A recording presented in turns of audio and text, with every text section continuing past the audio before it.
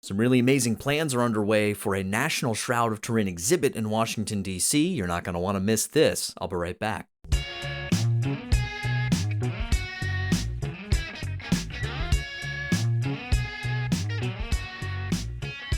Hey there, Gracious Gang. It's Mike from thegraciousguest.org here with you for another episode of The Gracious Guest Show. It's been too long, a little over the 2 weeks normally that I have in between shows. I basically do these when I can, and now that I'm in my summer break from school, I'm able to kind of get a lot of these recorded ahead of time. So I guarantee you there's some really, really cool content coming up that you're not going to want to miss. So if you have not yet subscribed to this channel, please do that. Please click that little thumbs up there. Share this with somebody today.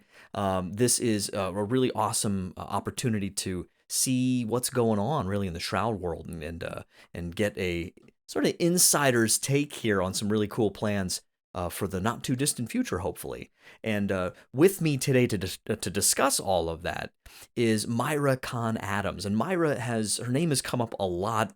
A lot of the folks that I've interviewed here on the show that I just happened to get in touch with and have directed sort of my way, or vice versa, and which I think is all in God's providence. Myra's name came up quite a bit, in talking to those folks, and I have her biography here I want to share with you because Myra Kahn Adams is the executive director of Sign from God Foundation and its main project, which is the National Shroud of Turin Exhibit, the one I mentioned at the beginning. She leads a team of 12 Shroud of Turin experts intending to produce a permanent Shroud of Turin exhibit in Washington, D.C., titled Shroud of Turin, The World's Greatest Mystery. Her team's first exhibit is a life-size shroud replica at the Catholic Information Center, or CIC, which is 3 blocks away from the White House. I have the link below to the Catholic Information Center if you want to check that out. The life-size replica is the only one in the D.C. metro area. Sign from God promotes shroud education, and starting in May 2018, spearheaded the effort that led to the Museum of the Bible, hosting its successful shroud exhibit for 5 months in 2022. And I know a lot of our viewers were able to see that. I was not, unfortunately, but basically this was the team behind that exhibit.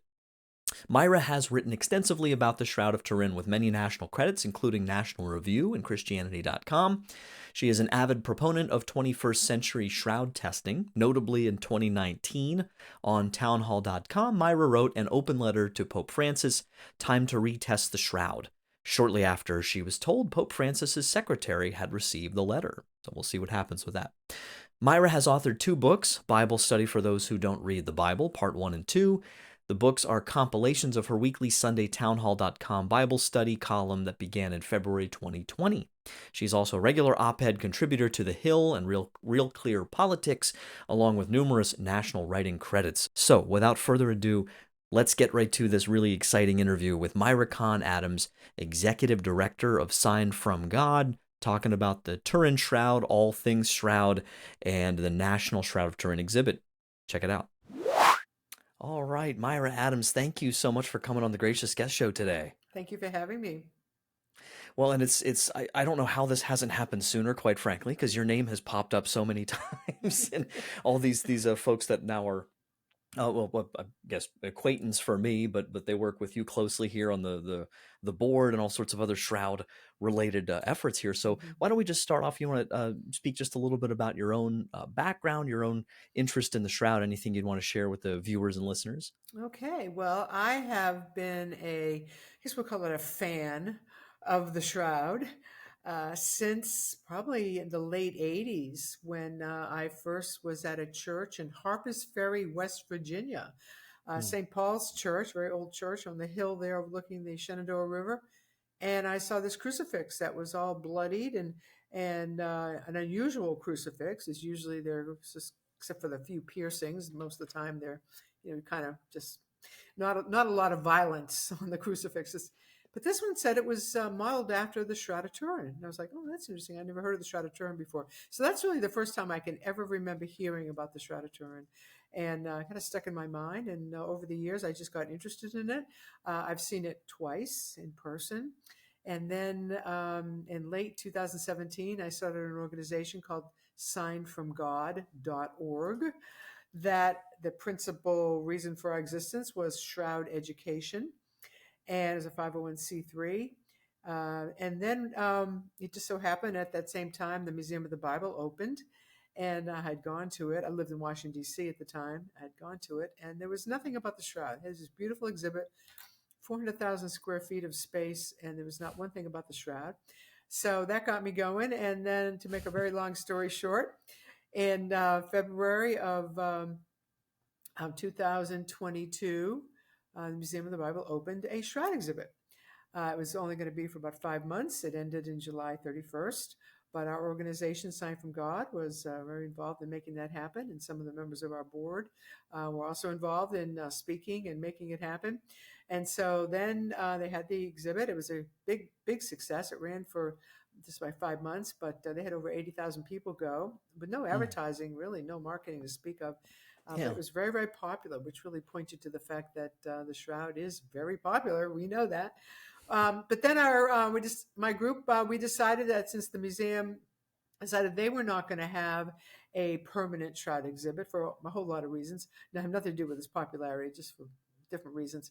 Our group got together and started the National Shroud of Turin Exhibit.org, which goal we have to build a permanent shroud exhibit in Washington, D.C. And unfortunately, I'm executive director, but I lead a team of 11 other shroud experts. Several of them have been on your show, it turns out. That's correct. Nora Creech and Dr. Cheryl White and Russ Brio, Joe Marino. And he's coming on again this week. Oh, great. Okay, so that's my gang. And I call them the apostles, really. There's just 12 of us. Right. But each one is an expert in their own. Teddy Pappas, I think you mentioned also. Yes, and Teddy, So each one of us is its little expertise in their own area. And we plan on making a permanent shroud exhibit that will be, I want to say it's going to be secular in the sense that we don't want it to be overtly Catholic. Not that that would be a bad thing, but we just want it to attract as many people as possible, not get labeled Catholic, because it will be in downtown DC. Our dream is not to have it at a church. We want to have it at really a secular space that will be of interest to everyone. And the working title of it is called Shroud of Turin, the World's Greatest Mystery. So to really focus on the mystery part of it. Of course, the faith part of it is going to creep in, you could say, because it's hard to avoid it completely. It's hard to avoid the fact that the Catholic Church is of course the owner of it right now. The Holy See is the owner of it. So obviously there will be that part of it, but we don't want it to have it at a church. People would say, "Oh, why don't you have it at Catholic University in DC?" It's like, no, that's too far off the beaten path. Plus, I don't want it labeled Catholic. I want it to be for everybody, because Jesus is for everybody. And I just think it will really garner a lot more attention and a lot more visitors if it's perceived as, this is the world's greatest mystery. Here's why. Come decide for yourself what you think is on this linen cloth. And that's sort of the overarching, strategy that we would have. And as well as I do, the mysteries are endless. And the more you learn about the shroud, the more you realize, how is this possible? How could this be anything but the burial shroud of Jesus? But I'm going to leave that for people to decide. And I think it's when you said before about all of you having different areas of expertise, different things that you want to focus on, or that you tend to focus on when it comes to the shroud. That just what came to mind was in my own experience of just how, for someone like me who doesn't really have a particular expertise so much in it as an interest in talking to all of these different folks with these different interests, different approaches to it, it became apparent to me pretty early on that, I could spend all of my spare time, basically, if I wanted to, just reading like the papers that like Bob Rucker's writing on the shroud, like different theories about, the nuclear physics side of this, and that's one argument, or just talk to Joe Marino. I get his emails with all these, like, here's I know 50 that takes a week just to go through his stuff. But that just makes the point that there's so many different areas of study that really spring off of the shroud, because it involves, of course, faith, but there's science and the mystery and the history and the art. and the blood. And I mean, each one of those has so many different levels that you could get into.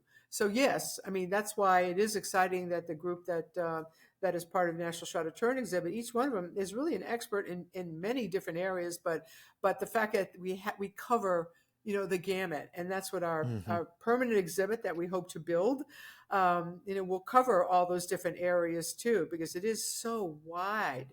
And what the Yeah. shroud encompasses, it's just truly amazing. Oh, also, the medical aspect of it. I mean, there's doctors that have Yes. been very interested in how, in fact, it proves that it is Jesus because of the way his arms and his blood, and there's all these different scientific studies that have come from the shroud that say it couldn't be anything but this because he suffered in this way and the blood proves it.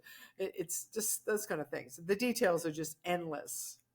Yeah. Well, I think right now I think I have two or three different email invites out that I'm waiting to hear back on from different physicians for different reasons that I've come across, or for one reason or another, who approach it from that angle as well. And Hmm. so um, it's so fascinating, like you said, all these different areas. And let me ask you this, because shame on me, just it did not work out. It was like torment to me that DC's just down the road from where I'm at, and I just could not get there Uh-huh. when it was at the Museum of the Bible.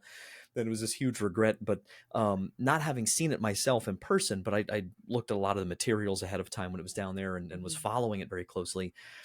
Is the intention for your the proposed center here? I want to get the title right. The exhibit, the National Shroud of Turin exhibit, is the intention to basically have that more or less replicate kind of the arrangement the way it was laid out, or is this No, a this would very be new kind of totally, approach? totally different. Okay. Ours is going to cover a lot of aspects of it that museum did not cover as much. Like I won't go into all the details, but all I can say Oh, is sure. we're going to have a fresh start.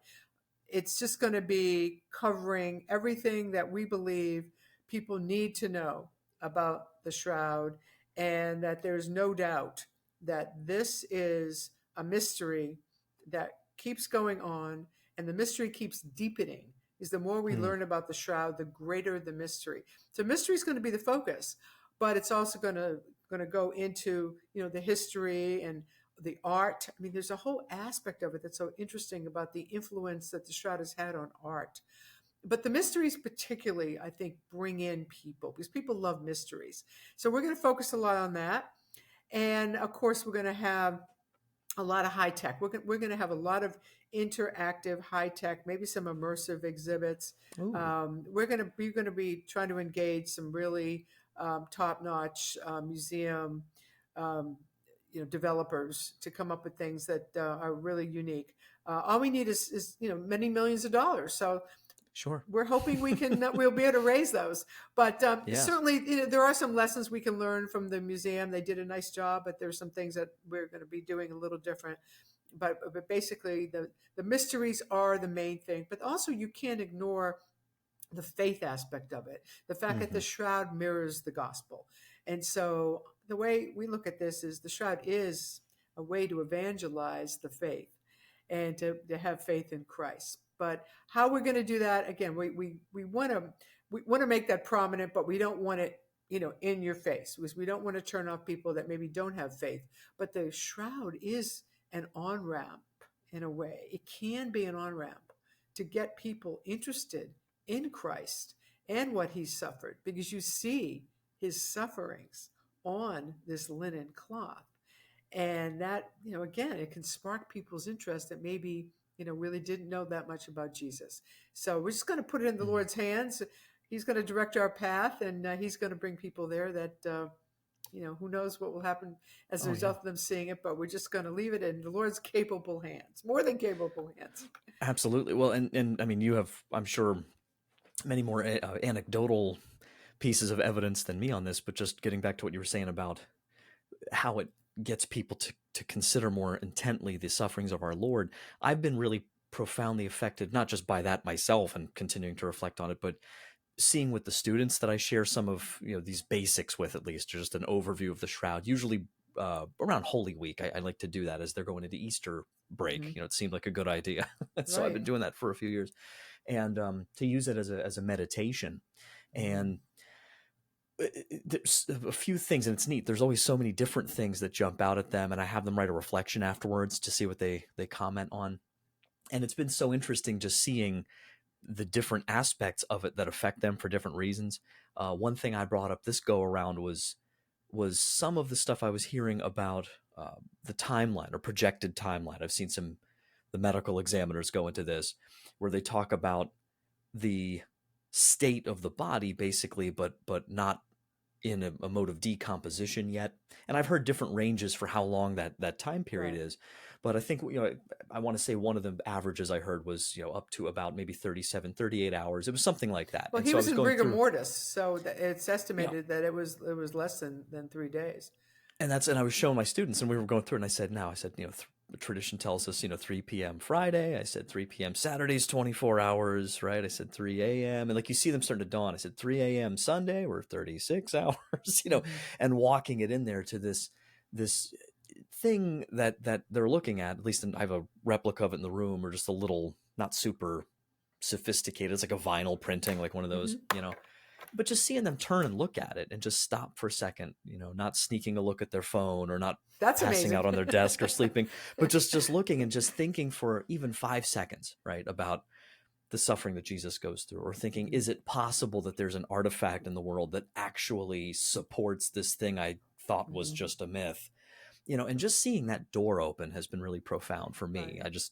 I thought I'd share that. Well, I just think it's wonderful that you're educating young folks about the shroud, because certainly there needs to be a new generation of people that are fascinated by it and want to study it and continue into the future. Because a lot of the people that I'm involved with are a little older, and we're really looking for the next generation of shroud leadership to keep plugging away. That there needs to be new testing, there needs to be more, shroud exhibits. There needs to be more shroud Yeah. education. So thank you for doing what you do. And you just never know how you are going to impact somebody in your class that could be the next big, shroud expert. So I just think it's wonderful that you are doing that. So thank you so much. One thing I'd like to say also, and I think this is really interesting, and I fault churches for this. Back to what I started saying at the beginning. When I Hmm. first saw this crucifix that had all the markings of Jesus and all the suffering, it was Yeah. covered with blood and whip marks and piercings and bruises, and it was like it really struck me, because most of the time you see Jesus hanging, in a crucifix in a church, and except for the usually the wound in the sides and the piercings in the hands, which of course is wrong also, Yeah. and the piercings in the feet, there aren't a lot of bruises and whip marks. Hmm. So people don't really understand the torment that he went through by just Yeah. attending your normal church and seeing your normal crucifix. So when Well, they he see, basically looks, and not to be um, uh, certainly blasphemous or anything like that, but just that particular depiction of it, like it doesn't immediately convey, like you're saying, a real sense of his suffering, or he doesn't look on the cross like it's that painful, right? Or that that's all challenging, and relative, I like, guess. yeah, right, or it's just he looks kind of just, like it's mildly, painful, but like the torment of it is not something you really get communicated. And you're right. Right. Yeah. Until you see the photo negative image. And when you see that black and white photo negative image, and again, one of the biggest mysteries, how the heck did that come out of the shroud?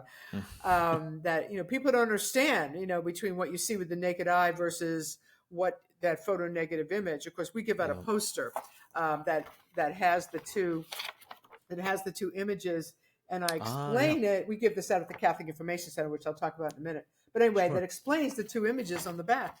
But the point is, people oftentimes don't understand the relationship between the two images. This is what you see with your naked eye, and this is what came out after it was first photographed in Hmm. 1898. But when they see that photo negative image, and they clearly see all the wounds and over 100 whip marks and the bruises, it brings it really to them, and sometimes in a very profound, almost startling way, that they can't believe how much he suffered.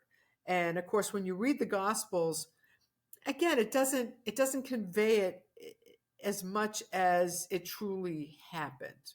They say he was scourged. He that put the crown of thorns on his head. But when you actually see a replica of the crown of thorns, which really isn't even a crown, it's really almost a Mm. helmet of thorns, and that's why he has blood all over his head and all over the back of his head, Yes. because in these thorns are like this long, and they're so sharp, and they grow all around Jerusalem in little bushes, and that was weaved out of, they made those bushes into this crown of thorns, helmet of thorns.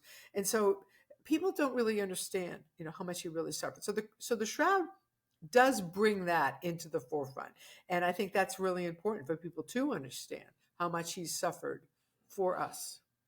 That's I usually I've had this for a number of years, and I use this in presentations too and stuff. But I have the replica Oh yeah, crucifixion nail, right, and right. I got a laugh out of the last men's group I talked to, because I was talking to them. I said I normally talk to high school students, and I had said that earlier.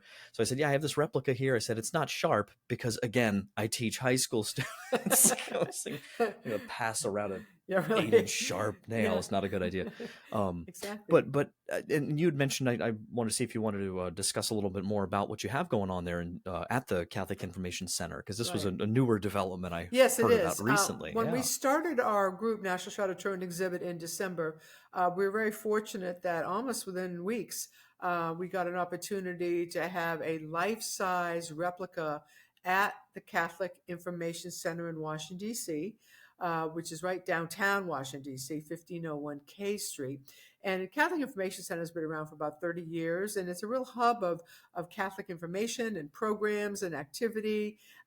It's a wonderful place, and it's a bookstore, but they also have wonderful programs all the time, and mass every day at 12 o'clock. They're the ones that just actually they got a lot of publicity. May 20th, they did the first Eucharistic procession through downtown Washington, D.C., and Oh wow. that made a lot of news in Catholic media, and actually there was some secular media that picked it up also.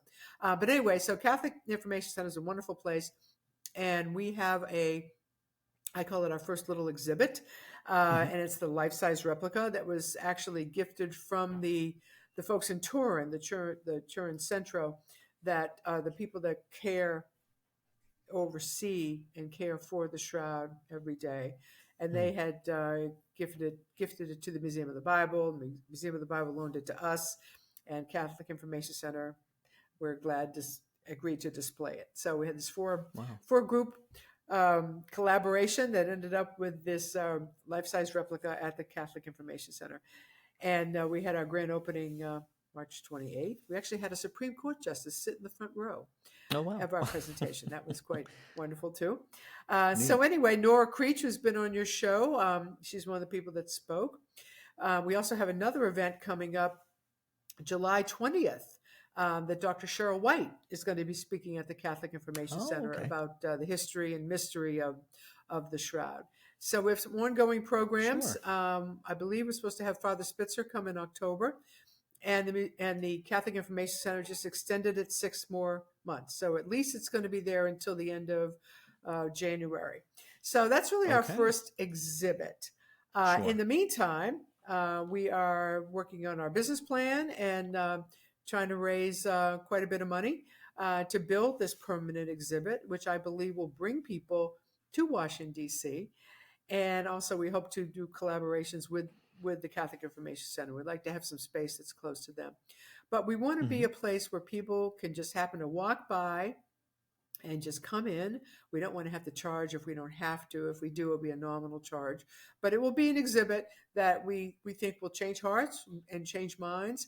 And with all the great people we have on our team, we are very optimistic that we're going to produce something that has never been done before, because we really want to emphasize a personal, interactive experience that will leave people almost like spellbound. And Hmm. there's lots of technology that can be utilized today. We live in a wonderful age that is just fantastic for experiences through media. And we know that, as you know, people love to have the latest high tech ways to learn information. And certainly we'll have some old fashioned ways too. But for the most part, we Yeah. have to engage people of all ages, and that's Right. really important. Well, and speaking to that, I was just thinking a few moments ago. from I guess more of like a tactile, and I suppose you could do a digital version of it too. But I almost wonder, and maybe someone's talked about this, but there was a suggestion put out there. I'm not sure how officially accepted this is. Everything is often so debated, right? There's different theories about so many things, but in trying to kind of crack the is the shroud the Mendelian and the Edessa image question, right? And I was talking Right. to Dr. White about that Right. quite a Right. bit Right. last time she was on, and I forgot to mention this to her, but there was that, I think, in the BBC documentary that came out 15 or so years ago Mhm. about the shroud that was David Rolfe. very popular. No, not it was a I don't know if he was in it or not. I think it was. I think it was a BBC documentary. I first saw it on Formed, the Catholic sort of streaming, kind of Mhm. service, and they had the rights to it, I guess. And they interview Dr. John Jackson quite a bit Oh, in okay. that. They're seeing his center and everything out there in Colorado Springs. And I don't remember if it was with him specifically that this team was doing this, but they were talking about the different folding schemes that could possibly account, right, for just this image of the face, that many people maybe didn't know had a cloth behind it the whole time, Mhm. or full body Mhm. image. And they made an interesting rig. And I don't know if you ever saw this, but I just remember them. It was like a pulley because they were trying to reverse engineer perhaps what was being described by was it Robert de Clary saying that they would raise the image in Constantinople every Friday for veneration, Mhm. and it was a full body image. And so they recreated this kind of pulley system rig thing where it would raise it up out of this box in this really kind of haunting, Oh, interesting wow. sort of liturgical flair, right? Sort of an Eastern, kind of bells and whistles sort of thing. And I was thinking something like that, or anything along those lines where you can kind of have little areas where, like, I'm able to sort of engage with these different theories about the journey of the shroud, or to Mhm. see a whole section on the pollen, right? Which is something a lot of the kids thought was really interesting, like this Mhm. footprint of where this thing has been. So Right. I'm Right. rambling now. But Exactly. this is the kind of thing, of course, where it's just all these different Right. niche interests. Oh, If you're absolutely. There's scientific, if so you're many of right, them you're that the are. historian, yeah, There's so whatever. many of them that are so interesting. Their own, each one can have its own little, area that Yeah. somebody can dive into it. Particularly, one of the ones that I really want to have a personal story about is Secondo Pia, and who's the first photographer of the Shroud in 1898. And I want to do something personal about how he reacted in the dark room when he Hmm. first saw the Shroud of Turin developed as a positive, as a negative, photo Yeah. negative. It's hard to say, the positive If image. I could have been a fly on the wall for Yeah, that. and there's some accounts of he believed right away he was seeing the Yeah. face of Jesus and the body of Jesus, but Wow. a little personal vignette about that because I think that's so fascinating. Another one that I'd like to have in our exhibit that I've kind of written up in my things I recommend is to talk about the fire in 1532. And I think that is particularly interesting because it leads into the bigger topic of how has the Shroud of Turin, how does it still exist? Yeah. There were so many opportunities for it to be destroyed. And that one is most interesting because you think about it was in this box, as you said, folded in this silver recuerly. I did say that right? Mhm. Recuery. Reliquary. Reliquary. Thank That's, you. I yeah. knew I'd get it right eventually. But anyway, so the fire's happening and drops of molten silver drop on the edges. It's folded in 48 layers, and Yeah. drops of it just happen to drop at the end of it, which ultimately creates this origami look on each side of the shroud that we see today. But that molten silver was thousands of degrees hot. Why didn't it just hit the shroud and the shroud just go poof? But then the nuns that then stitched it together. There's a whole narrative that it actually was written right at that time, and them actually talking about what they did. So I think bringing that whole incident to life, Sure. talking about that story, how that shroud even survived, and how they then repaired it. Again, that's a very interesting story that really, is not told that much. Another one is, Hitler. I mean, they literally, the authorities in Turin, it was owned by the king of Italy at the time. They hid it from Hitler. They thought Hitler wanted it, and it moved during World War II. Mm. and nobody knew I about don't think I'd that. heard that before. Oh yeah, Yeah. it was.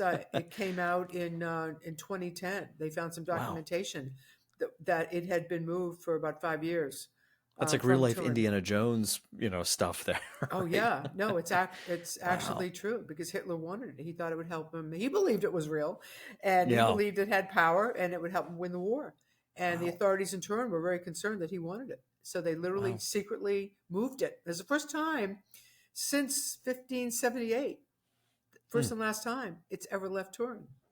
Wow. Yeah, so that's a whole I guess nother because story. that's that time period that I don't know if you saw that movie Monuments Men that came out Hmm. some years back with Right, right, those guys, but that was an amazing story, right? About from the art standpoint, of them right. trying to hoard all that, but then there was also the more supernatural or even occult kind of interests that they had in trying to get stuff, and yeah. So my goodness, Right. So there's so that's many. The point is, there's yeah, so many different little stories that we can yeah. tell that are so interesting to people of all ages, and that's why once you start learning about the shroud, it's like peeling back an onion. There's just so many layers upon layers upon layers, and it's like you never can get enough of it because there's always something new that you're learning, always something that somebody's researching about or have discovered. And I personally believe that we are still in an age where there is going to be new technologies that will be developed, and there will be new technologies ultimately that will be applied to the shroud. And we will discover things just like in 1898 when it was photographed for the first time, and we discovered it had this photo negative image in it. And in the 70s when they had they discovered the 3D information that was Mm-hmm. hidden in there. So, what else is hidden in the shroud that we haven't developed technology yet to even know? We Right. don't even know what we don't know.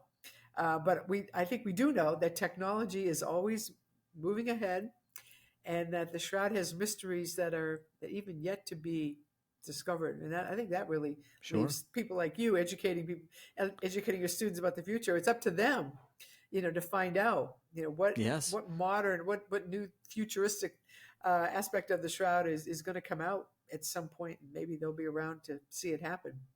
Well, and I know, in that same sort of category, I think, I know you're a big proponent for bringing some of these increasingly sophisticated techniques to bear on the dating question.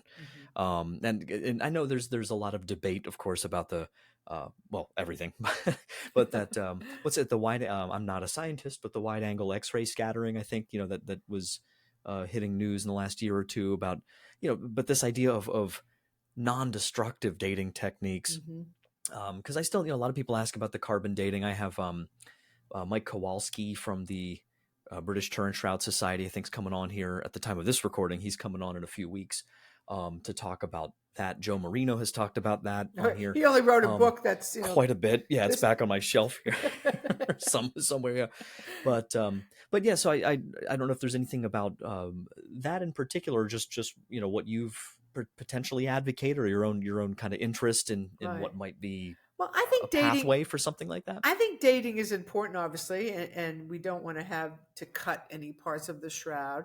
But let Mm, technology lead the way, and certainly mm, carbon dating, when it was applied in 1988, carbon dating was really in its infancy at the time, and so the fact that and it was so flawed, as the way that they did it, they violated every mhm, protocol. Maybe carbon dating isn't even the way that they should go. There should be something else mhm, that will not be as impacted by the fact that the shroud was exposed to fires, which could have also sure. completely changed its chemical structure and just the way, if you believe that it was even formed. I mean, if it was formed through a burst of radiation coming up from you know the body of the man of the shroud, because so much of how it was formed could impact how it then is dated, and how the way it could be dated could be flawed based on how it was formed. So there's so many little nooks and crannies about let's find different ways to date it, not just have one way to date it. Let's have several, and have them obviously not be destructive, but have them be able to date the actual image, not the cloth, but the actual Mm, image. But again, why dating really isn't that important. I actually think the most important thing is let's focus on formation of the image. How did a image of a crucified man that is a head-to-head joint, front to back, anatomically perfect image, how did that get on a linen cloth? I mean, that is the overriding question that should be focused on. And I think that's way more important than, what's the date of it? Because if we can figure out how it was Right. formed, and if nobody can ever explain how it was formed, then the dating sort of falls away. It's not even important if nobody can figure out how that got there, because then you say Mm, it was supernatural. Can we conclude someday, beyond a shadow of a doubt, that it was supernatural? mm. And then I think, dating doesn't make any difference. well, if I remember correctly, that was it Dr. Di Lazzaro, I think, and the Italian team that performed those tests a couple years back, that were arguing for the radiation burst hypothesis. And he said something at the end of their report to the effect of, as a scientist, he just said, here's what we do know. Just sort of put it out there. And basically um, said in so many words that we weren't able in our laboratory to come up with a fully scientific explanation for this. And he said something I thought was really responsible at the end of it. He said something to the effect of, one may consider explanations outside the purview of science, comma, a miracle. He said, but just very matter of factly said, but miracles by their nature aren't something that you can subject to a scientific inquiry, or they can't be accounted for, Mhm. right, by strictly scientific explanation, because that's kind of what it means, by definition. So Mhm. that's one thing that I love the most about this whole topic, if you want to call it that, this whole reality, and seeing it again with my students and my own life too, of just how far I've come, I think, and how far some of them have come in being put in a position, I think, uniquely compared to almost anything else I've ever come up with in a teaching setting, to have something that's such a perfect meeting place of faith and reason, of how to weigh evidence, what's good evidence, what's better evidence than that, and it has so many, I think, other implications in other areas of faith and in reason as well. Mhm. So, and I don't know if there's anything about that in particular that you've encountered, just in presenting on this, that's really stood out to you, or Well, I think the sort of it faith brings and reason people. together. I think it's a mirror of the gospel. The fact that the markings on the cloth so perfectly mirror the gospel accounts of Jesus's suffering is something that should never be underplayed. And I think someone in your position should always, keep that in mind, because every mark on his body you can point to a gospel passage that Mm, talks about it. So I think that is really important in the whole considering, what is this cloth and why does it matter and why is it important? Because it does show how much he suffered for us, and it's evidence. It brings the gospel accounts to life. And because they are not really that detailed. I mean, we know he right. fell. We know he was scourged. We know he had Right. a crown of thorns on his head. We know he was pierced in the side. But to see it, actually see it in a cloth, and particularly the photo negative image, you see it clear as day, and that you realize just how much he suffered. Hmm. Because the gospel accounts are kind of they're kind of just matter of fact. They Right. just kind of go along. There's not a lot of detail in each one of the ways that he suffered, other than he was pierced, but it just doesn't bring it to life as much as when you see the shroud, and then when you see Right. animations of what is on the shroud and what caused the marks on the shroud. And we hope to do things like that in our exhibit. It's going to be gory. In fact, I was Yes. speaking to someone today, and he suggested that when we have our exhibit, because I mentioned how gory this is a cloth that reflects torture, and torture Hmm. isn't something that people really enjoy seeing unless you're sick in the head. And he said, maybe you should have a restricted part of your exhibit thing. Only people over a certain age could go see this part because it may be, warning, it may be too much for you to handle. Mm-hmm. I don't know if you Like remember a this. trigger warning on it kind of thing. Yeah. Well, yeah, just because it is so horrific to understand what each one of these marks on the shroud represents. A flogging, which and there were hundreds of these marks on him. Mm. So it can really turn people's stomach. And we saw something like that. I don't know if you remember this many years ago when the Passion of the Christ came out, Mel Sure. Gibson's movie. Yeah. When it first came out, and I understand whether this is true or not, but I'd heard this, that he modeled it after the Shroud of Turin, the scenes Yeah. where all the flogging took place. I And it think was even so the horrific. bruised eye and like the closed up eye and those kinds of details. Yes, he supposedly he took his cues from the Shroud of Turin. And when it was first released, the flogging scenes were so horrific that he got so many complaints. He literally had to go back and do sort of a little cut, a director's, cut and I do paste, remember that. Yeah. because he had to make it a little bit less because it went on for too long. The torment went on for too long, and people would just they couldn't stand it. And but that's what the Shroud of Turin is. We Mm-hmm. can't go back in the studio and recut out some of these whit Yeah. marks that are there. Right. But Oh, that's blur the it. No. reality. So we do have to Sure. deal with that in our exhibit.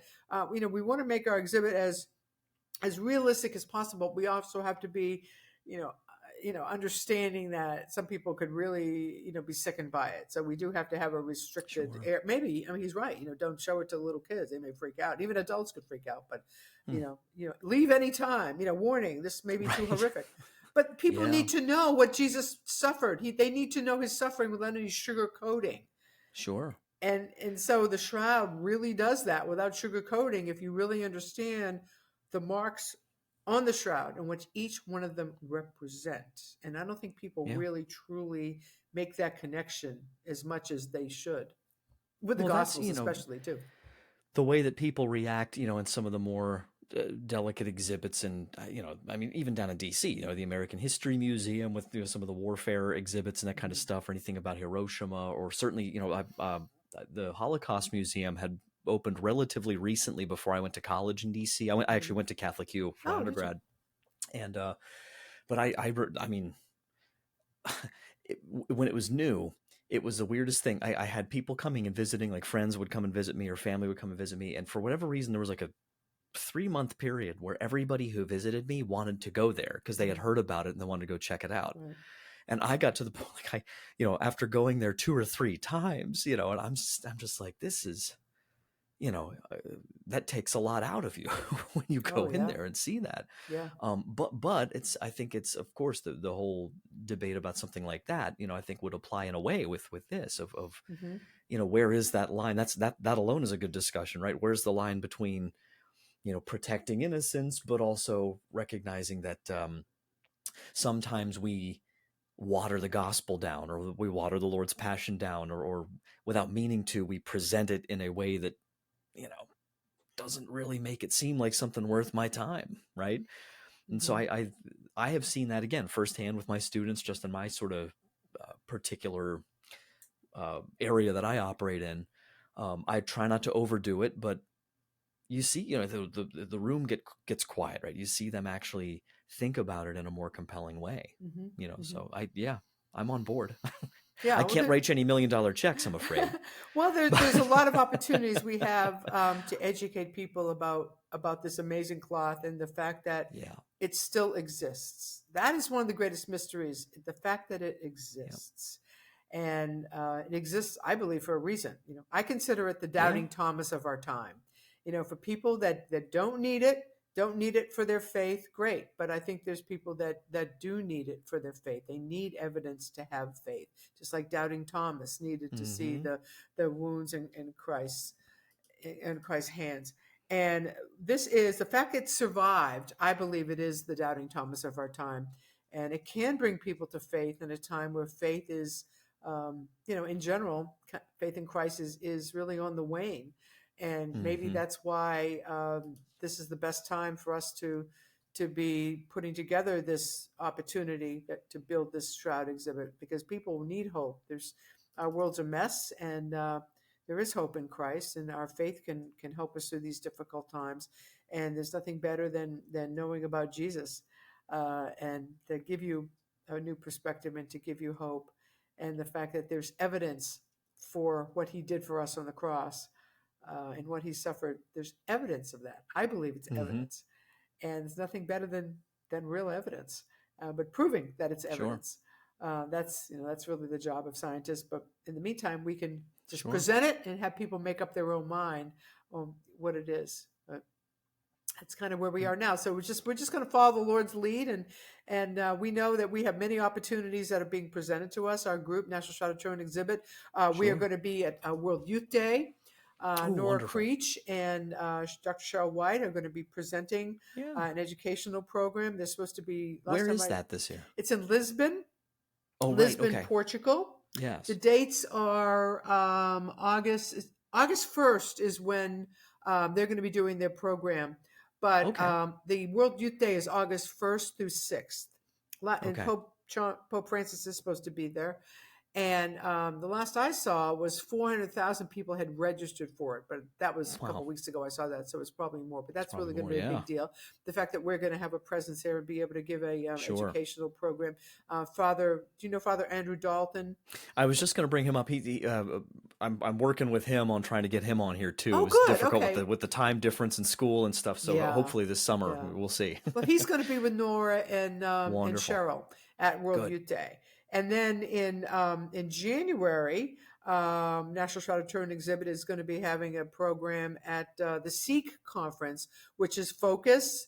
Mm-hmm. The forum for college students.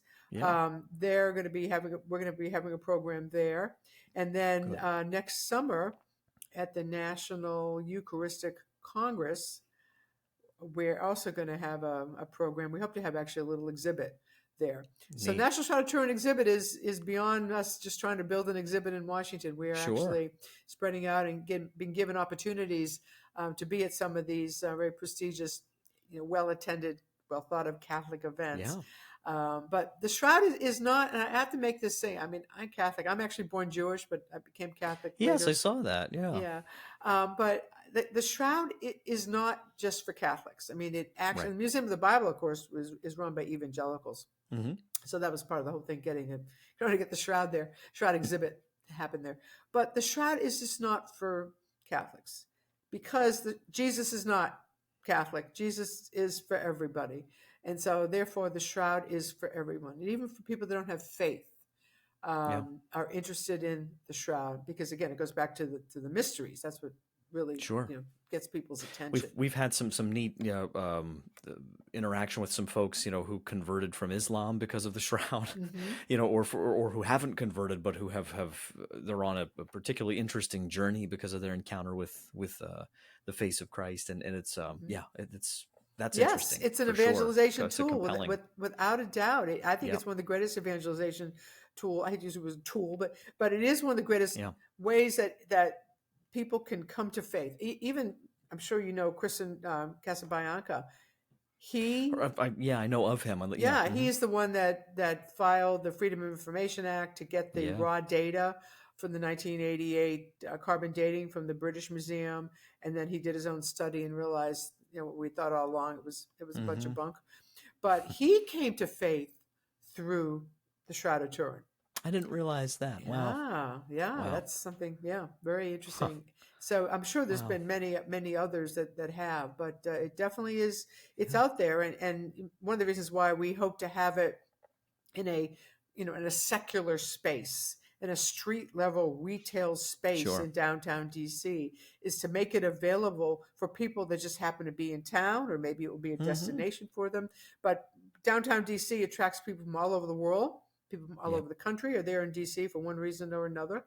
And the fact that we're going to have this exhibit that is hopefully going to be free, but people can walk in and see this, and it will be there for them to just walk around, and maybe They didn't even know that day they were going to wake up and go in that. They just happened to be Right. walking by and had a few minutes and popped in, Yeah. because you just never know how it's going to impact people. But I believe Well, that that can just be such it a will. tremendous start point for a lot of people too, just to Yes. kind of encounter some of that and then go away from there with, "Oh, I got to look more to that blood thing," or like, "Oh, that can't be. I got to go," and just that alone makes it a really Yeah. very appealing endeavor. I'm going to tell you something really interesting, and this is Sure. really where we are with the shroud. Within the first hour, when our life-size replica of the shroud was installed at the Catholic Information Centers, this would have been like March 9th. Hmm. So first, there's this gentleman, because Catholic Information Centers open, people come in. It's a bookstore. People sometimes are there for mass. So this gentleman walks in, and I just happen to be there. And he walks in, he's looking at some books, and then he sees the exhibit. He sees the replica on the wall. He's looking at the replica. It's just kind of like looking at it, kind of like trying to figure out what it was. And I said to him, "Do you know what that is?" He goes, "No," because I thought it was some artwork, some strange artwork. I go, "No, it's a Shroud of Turin." I gave him the brochure, and we started talking about it. He goes, "Oh, I had no idea what it was." Okay, so that's one goalpost. But Hmm. then about a half an hour later, there's another goalpost. Somebody else happens to be there. This gentleman was visiting DC. He happened to drop by Catholic Information Center. Walks in, sees the shroud replica, and he's like looking at it. He's just like staring at it. His eyes are like wide, and you can just tell he's really into it. And I said, "What do you think?" He goes, "I'm in awe." Hmm. So he knew exactly what it was, of course, and he was Wow. awed by it. So you have the two goalposts. Sure. What the heck is this? Is it some weird art, or I'm in awe? So we have a whole big range in the middle there. Absolutely. But I thought the Lord had put me in that situation. I mean, I could have gone to lunch while all this happened, but the fact that I happened to be there and both of those people came within maybe an hour of each other. But to me, that was so instructive about what our mission Absolutely. really is. We want to be able to captivate those who are in awe and already know what it is and just take them to another level. But then to educate the people that think it's some weird artwork and can't figure out, what it is and never heard of it. Hmm. So that's really our goal, and we can do it. It's very easy to be able to deal with that and everything in the middle. And I fully expect that this is going to gain traction, because the momentum definitely seems to be behind it, and I know we're getting to the end of our time here. I'd want to give you a opportunity, any last minute thing you want to share, any other resources, any other. I'm going to put a bunch of links here below in the Oh, show thank notes, all you. those kinds of things. But yeah, anything you'd want to share with our viewers or listeners, just kind of in closing. Okay, a couple things. First is to Yeah. pray. If your listeners would pray for the National Shroud of Turin exhibit, we would appreciate that. And our mother organization, signfromgod.org, which is our 501c3. A National Shroud of Turin exhibit is a project of Sign from God. But National Shroud of Turin exhibit needs your prayers. And of course, if you want to help us raise money, we'd appreciate donations. You could just go to nationalshroudofturinexhibit.org. And right now, if you donate $100, you will get a premium. One of our major donors is offering the beautiful, now the Holy Shroud fragrance. It's Oh, I've heard of actually, this. yes, it's Yes. actually this oil that was developed. That is, this is a little bottle of the oil. Yes. They did the research, and it's really based on the oils and spices that Jesus was anointed with when they were wrapping Right. him, and Joseph of Arimathea and Nicodemus were wrapping him. They had 75 pounds of spices, and they were wrapping him in the Wow. cloth, and they were using myrrh and frankincense, and this is all based on that research. And Wow. anyway, so if you give at least $100, you get one of these for free, and it smells so amazing. It smells heavenly. I don't have to be so cliche like, but it really does. But any way you want to help us, go to our website, nationalshroudofturinexhibit.org, and poke around. We're actually going to be updating it. That's really the first incarnation that you see up there now. We have a lot more to talk about now, so we're going to be redoing Sure. it a little bit. But click on who our team members are, and if any of your listeners happen to know any of them, like Nora Creech Hmm. or Barry Schwartz or Joe Marino or Russ Briot or or Cheryl White. We have so many, or Teddy, and there's so many of us that are really pretty well known in the shroud world. Please contact any of us and show us you're interested and any way you want Yeah. to help us. But right now, the main thing is that we really need prayers, and we need you know many millions of dollars, but we'll start small if we have to. But the main thing is that we do need to get off the ground with a certain amount of capital to make Wonderful. this thing happen. To contract for space, which is going to be expensive, Sure. and then to build out. This is good, but we have no doubt the Lord has been Yeah. leading our organization because we're all doing it to His glory. None of us are making any Yeah. money on this. We're just volunteering, and all we want to Right. do is glorify Him and tell people about the shroud. That's our goal. That's our objective, to glorify the Lord through His suffering, what He did for us. That's shown on the shroud. That's all we want Wonderful. to do. Well, Myra Adams, thank you so much for coming on the show today, giving us your time. It's been a delight, and definitely want to keep in touch and see how things go from here. Thank you for having me. Appreciate it. Yeah. Well, God bless you. Take care. Bless you too. Thank you. I'm really excited. I'm just filled with anticipation for this, and definitely will plan to keep everybody posted on any updates I hear. Make sure you check out those links below and keep in touch with everything that they're doing over there at Sign from God, at the National Shroud of Turin Exhibit, and we will definitely continue to have more folks from the team on this program to talk about the Shroud of Turin in all sorts of different capacities. Some of them have been on here before. Some of them are starting to become repeat guests, as many of you know. So stay tuned for more, for sure, okay? So God bless you guys, and until next time, don't forget to wonder. Take care.